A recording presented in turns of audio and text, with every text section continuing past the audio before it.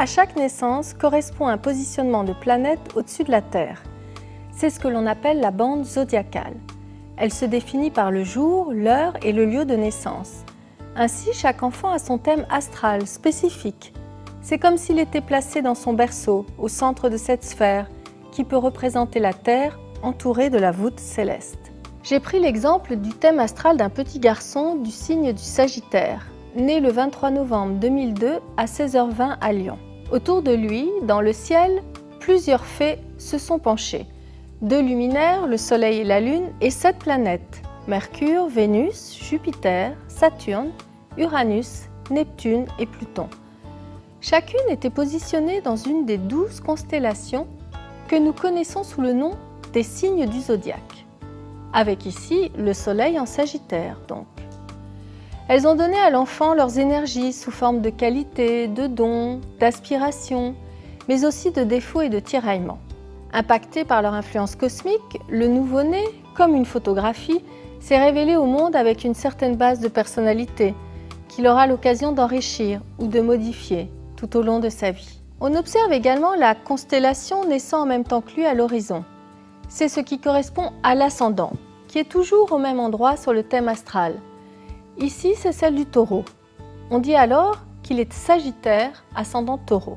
Les 8 autres planètes sont réparties tout autour du thème, ainsi l'enfant porte en lui un petit peu des autres signes du zodiaque. Par exemple, ici, on voit que ce petit garçon est très marqué par le Sagittaire, qui accueille son Soleil, Mercure et Pluton, mais aussi par le Verseau, où apparaissent Uranus et Neptune, le Gémeaux, qui accueille Saturne, le Cancer, qui abrite sa Lune, le Lion, où Jupiter apparaît, et la Balance, où se nichent Mars et Vénus.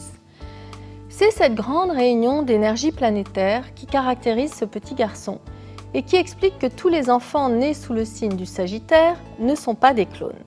Chacun a son alchimie propre. Néanmoins, tous les enfants ayant un Soleil en Sagittaire partageront des facettes communes, car ce Soleil représente en astrologie leur moi idéal.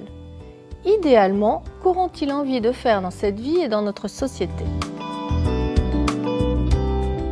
Un enfant du signe solaire du Sagittaire s'agite.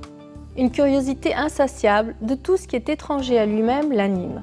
C'est un petit explorateur, les yeux grands ouverts, un grand voyageur plus tard, soit assis dans son fauteuil, à travers les livres, soit en mouvement perpétuel autour de la Terre. L'étranger, l'exotisme sont plus forts que lui. Il est comme le centaure, son symbole, un homme cheval tirant de son arc une flèche vers les étoiles, les sabots bien plantés dans le sol. Sa quête est spirituelle, mais il a le sens du concret et voudra réussir selon les conventions de notre monde. Il est né de la cuisse de Jupiter, la planète qui le gouverne, et le sait bien. Chanceux, il a toute confiance en la vie et en sa bonne étoile. Bon vivant, il est chaleureux et souhaite aussi bien s'insérer dans le monde que de donner un sens humaniste à son action.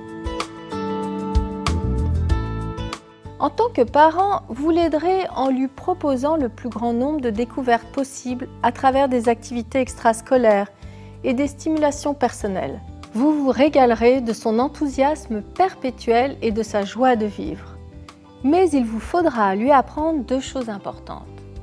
Bien cibler son arc vers un objectif précis plutôt que de s'agiter dans tous les sens et ne pas accorder trop d'importance aux reconnaissances matérielles de la société dans lesquelles il pourrait s'embourber et oublier sa quête altruiste. Son métier doit avoir un sens pour la société. À noter que le Sagittaire a souvent un destin marqué par l'étranger.